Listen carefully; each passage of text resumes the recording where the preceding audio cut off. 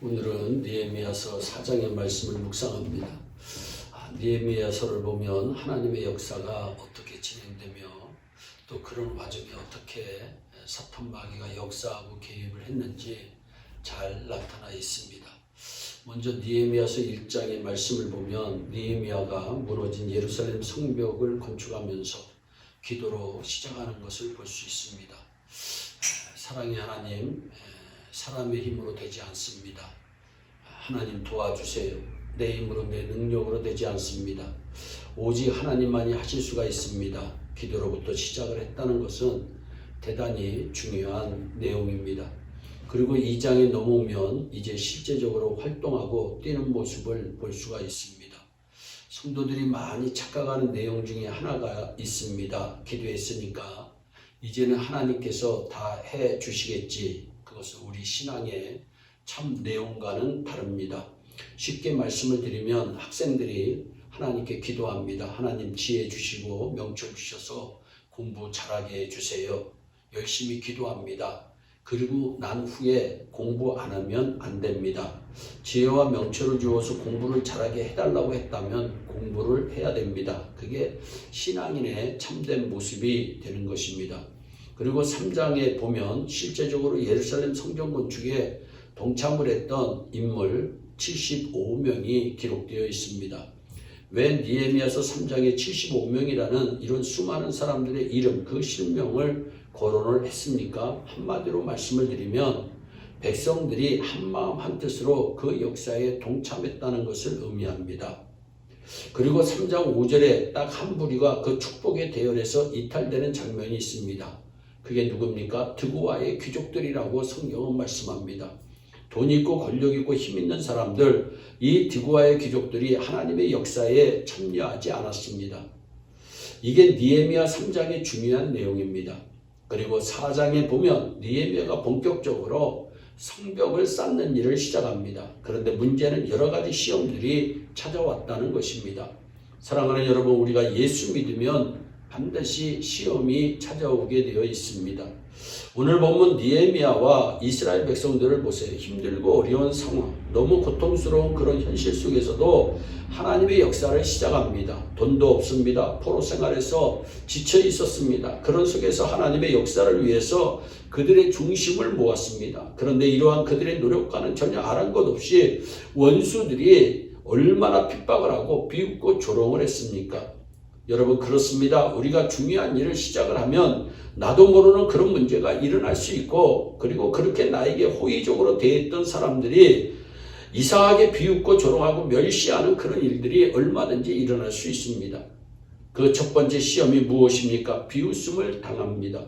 1절에서 3절에 산발랏이 나오는데, 산발랏은 예루살렘을 쭉 쌓아 올릴 때에 가장 반대했던 인물, 가장 방해했던 인물입니다. 이 산발랏이 우리가 성을 건축함을 듣고 크게 분노하여 유다 사람을 비웃었다. 분명히 말씀하고 있습니다. 뭐라고 비웃었습니까? 자기 형제들과 사마리아 군대 앞에서 말합니다. 이 미약한 유다 사람들의 하는 일이 무엇인가? 스스로 경고케 하려는가? 제사를 드리려는가? 하루에 필력하려는가? 소화된 돌을 흙무더기에서 다시 일으키려는가 하고, 다시 말하면 무너지고 완전히 폐허가 된 성을 왜 건축하는지 이해를 못하겠다. 그렇다고 그들이 돈이 있냐, 힘이 있냐, 차라리 먹고 살기도 바쁜 그런 현실 속에서 너희들의 먹고 사는 일이나 걱정할 일이지 뭘 하라고 이런 어려운 일을 시작했느냐. 그런 식으로 비웃고 조롱하는 이런 문제가 찾아왔습니다.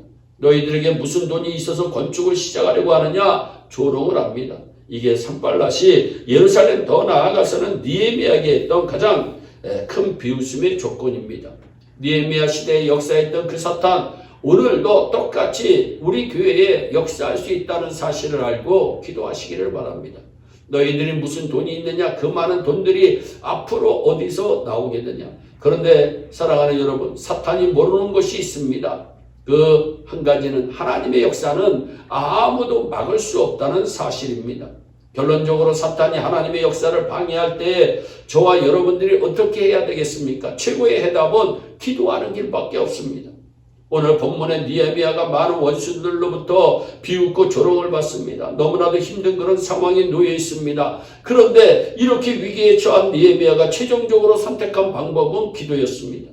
4절에 우리 하나님이여 들으시옵소서. 느헤미야가 모든 방해를 받고 난 후에 하나님께 진심으로 기도를 드립니다. 그 기도의 내용이 무엇입니까? 하나님 들으세요. 우리가 지금 업신여김을 당하고 있습니다.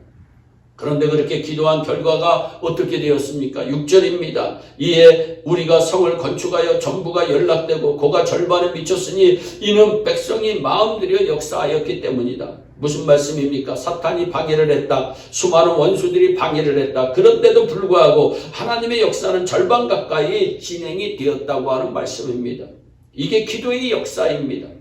사랑하는 여러분, 기도해야 합니다. 이제 더 이상 다른 길이 없습니다. 모든 사탄의 역사를 이길 수 있는 거 기도입니다.